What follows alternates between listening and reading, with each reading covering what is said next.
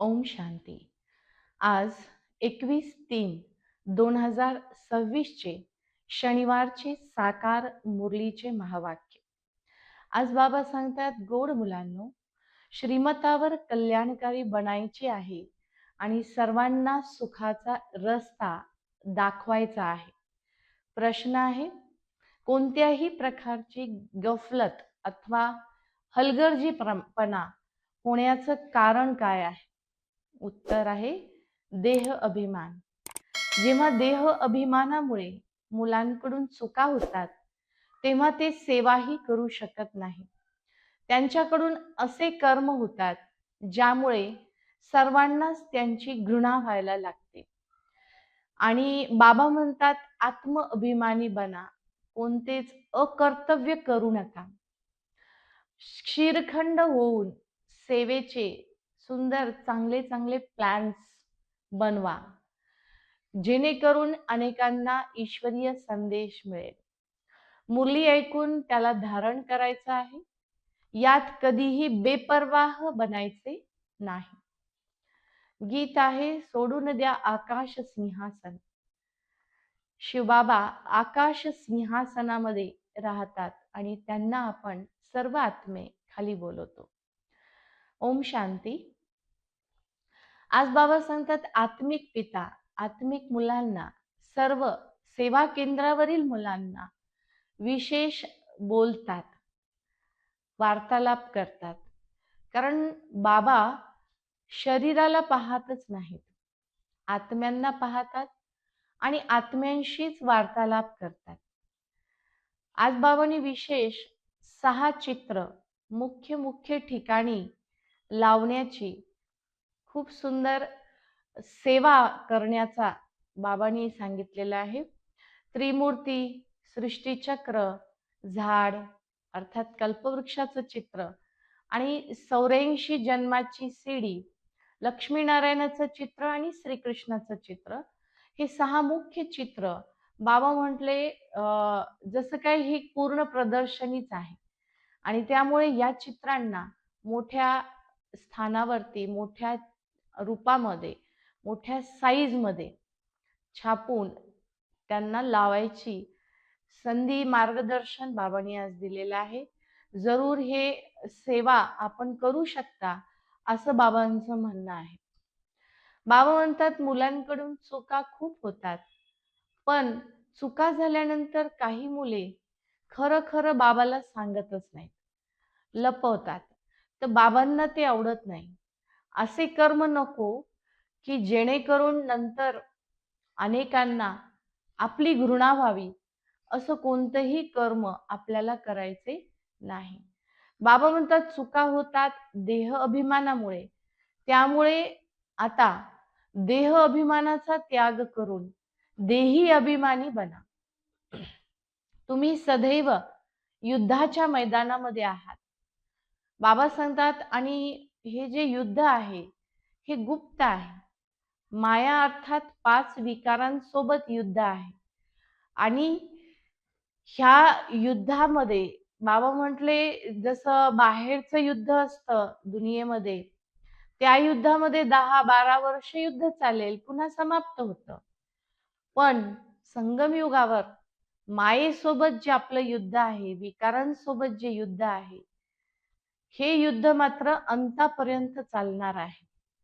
म्हणून बाबा सांगतात, गीतेमध्ये महाभारताच्या युद्धाचं गायन आहे आणि पांडवांचा विजय शेवटी दाखवलेला आहे. म्हणून बाबा सांगतात, तुम्ही कर्मक्षेत्र अर्थात युद्धस्थळावरती आहात. बाबा म्हणतात, दैहिक युद्ध परमात्म्याशी विपरीत बुद्धीवाल्यांचं असतं आणि हे जे आत्मिक युद्ध आहे, ब्राह्मण कुलभूषणांची आत्ता सध्या ईश्वरासोबत प्रीत बुद्धी आहे.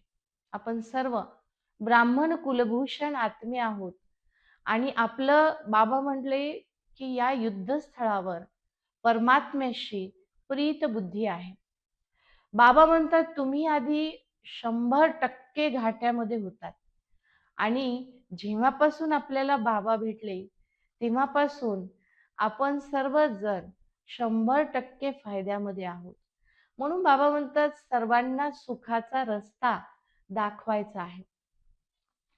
पुन्हा बाबा चित्रांवरती लक्ष घेऊन जातात आणि म्हणतात की हे सर्व चित्र प्रमुख स्थानावर कायम लावायला पाहिजे आणि सुरक्षित ठिकाणी लावायला पाहिजेत, जेणेकरून त्यांना कोणी फाडू शकणार नाही, चित्रांना कोणी इजा करू शकणार नाही. अशा ठिकाणी चित्र लावायची आहेत, जेणेकरून अनेकांना ईश्वरीय संदेश पोचेल. ते पाहून अनेकांना सेवा केंद्रावर यायची इच्छा होईल. बाबा म्हणतात यज्ञामध्ये असुरांचे विघ्न तर पडतीलच, परंतु विघ्नांना न घाबरता आपण यज्ञरक्षक बनून राहायचं आहे. पुढे बाबांनी भक्तीचं वर्णन केलं आज.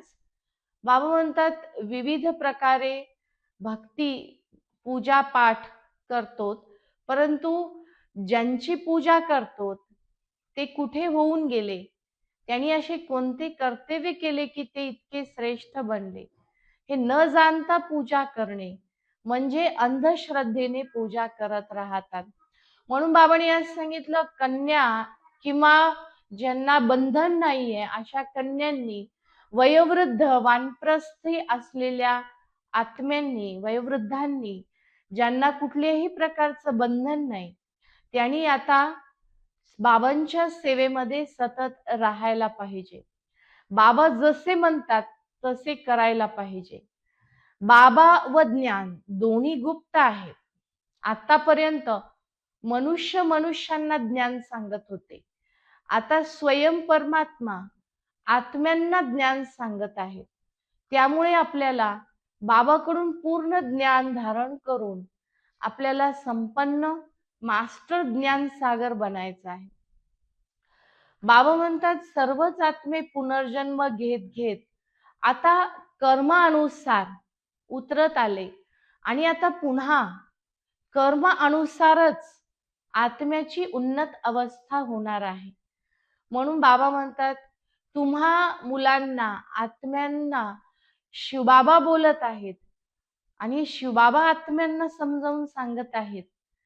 हे जरी बुद्धीत कळालं तर बुद्धीचं कुलूप, बुद्धीचं कपाट आपोआपच उघडेल.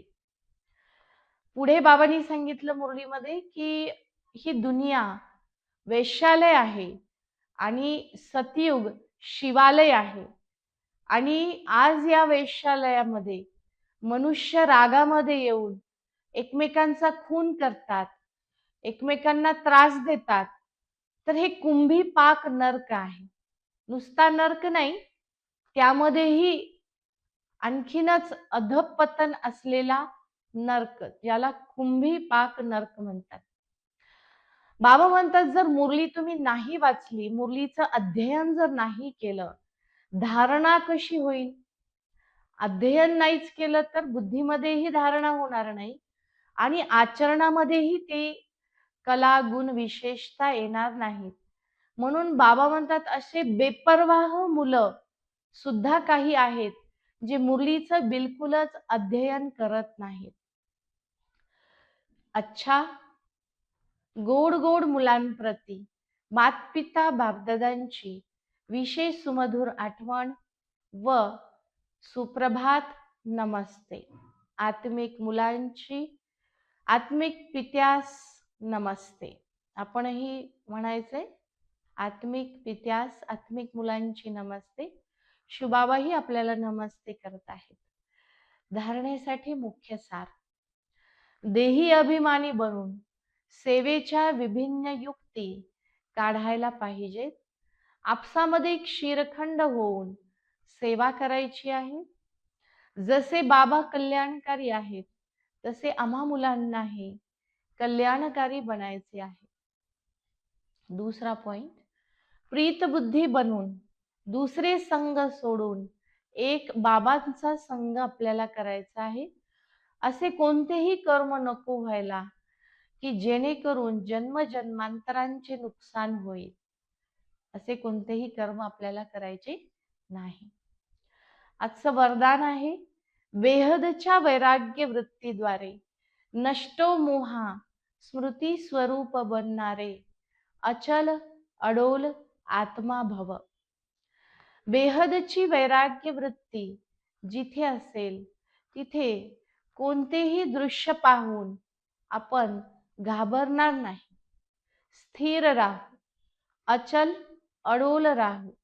कारण नष्टो मोहा स्मृती स्वरूप जेव्हा आपण असू तेव्हा थोडा पण अंश मात्र हलचल येणार नाही. म्हणूनच बाबा सांगतात की जेव्हा थोडं पण अंश मात्र मध्ये हलचल जर आली तर आपण मोह जाळामध्ये फसतो. मग अंगतासारखे अचल आपण राहू शकणार नाही. बेहदची वैराग्य वृत्ती जिथे असते तिथे गंभीरतेसोबत रमणीकता आपोआपच सामावलेली आहे. म्हणून बाबा सांगतात की अचल अडोल बनायचं असेल तर बेहदच्या वृत्तीला धारण करा आणि नष्टो मोहा स्मृती स्वरूप बना. आजचा सुविचार, राज्य अधिकारी सोबत बेहदच्या वैराग्य वृत्तीचे बनून राहणे हीच राज ऋषी आत्म्यांची निशाणी आहे. राज ऋषी तोच जो राज्य अधिकारी सोबत बेहदचा वैरागी असेल, अर्थात वैराग्य वृत्तीमध्ये असेल. आज मम्माचे काही महावाक्य, मम्माचे मधुर अनमोल महावाक्य मुरलीमध्ये बाबांनी सांगितलेले आहेत. आज मम्माच्या महावाक्यांमध्ये मम्मा सांगतात, आत्मा कधीच परमात्म्याचा अंश होऊ शकत नाही. आत्मा परमात्म्याचा तुकडा नाहीये. आत्म्याला परमात्म्याचा तुकडा अंश म्हणणे चुकीचे आहे. आपण आत्मा परमात्म्याचे वंश आहोत, मुले आहोत, तुकडा नाहीये. आत्मा अजर अमर अविनाशी आहे तर परमात्मा ही अजर अमर अविनाशी आहे. जर तुकडा बाजूला झाला तर परमात्म्याचे तुकडे होऊ शकतील का, असं मम्माचं म्हणणं आहे. मम्मा म्हणतात की परमात्मा चैतन्य दीपक आहे असं म्हणलं जातं. भक्तीमध्ये जागती ज्योत असं म्हटलं जातं. मग ते विझतच नाहीत तर असा तुकडा कसा होईल किंवा बाजूला कसे होतील? चैतन्य ज्योत आहेत ते. मम्माने खूप सुंदर उदाहरण दिलं. जसे बल्ब कमी जास्त व्होल्टेजचे असू शकतात, कमी जास्त पॉवरचे असू शकतात, तसं आत्म्यामध्येही कमी अथवा जास्त शक्ती असू शकते. परंतु परमात्मा मात्र नेहमी सर्व शक्तिवान आहेत आणि परमात्मा कधी कमी जास्त पॉवरचे होऊ शकत नाही. मम्मा पुढे म्हणतात की परमात्मा ना असं म्हणतात की प्रत्येक युगामध्ये परमात्मा येतात, हे म्हणणं चूक आहे. परमात्मा मध्येच असे जर आले तर परमात्मा सर्वश्रेष्ठ कसे म्हणवले जातील? परमात्मा कल्पाच्या शेवटी एकदाच संगम युगावर येतात, युगे युगे येत नाहीत. कल्पांच्या अंती 5000 वर्षाचं जे कल्प आहे त्याच्या अंती मोठी सेवा बाबा करतात येऊन सृष्टीच्या परिवर्तनाची. म्हणून मोठे मोठे शिवलिंग करून आपण त्यांची पूजा करतो. तर याचं विस्तृत विश्लेषण आज मम्मानी अनमोल महावाक्य, मधुर महावाक्य यामध्ये केलेलं आहे.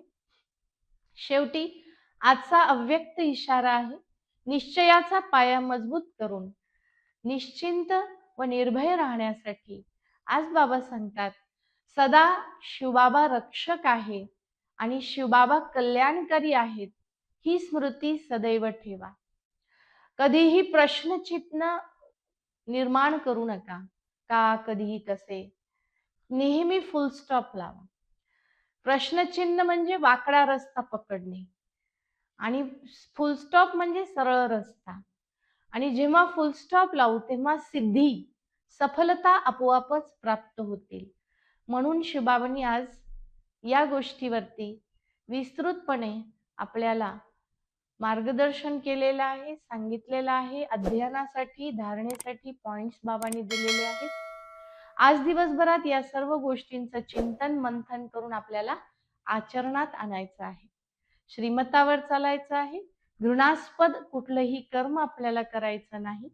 सेवेसाठी तत्पर राहायचे बंधनमुक्त बनून.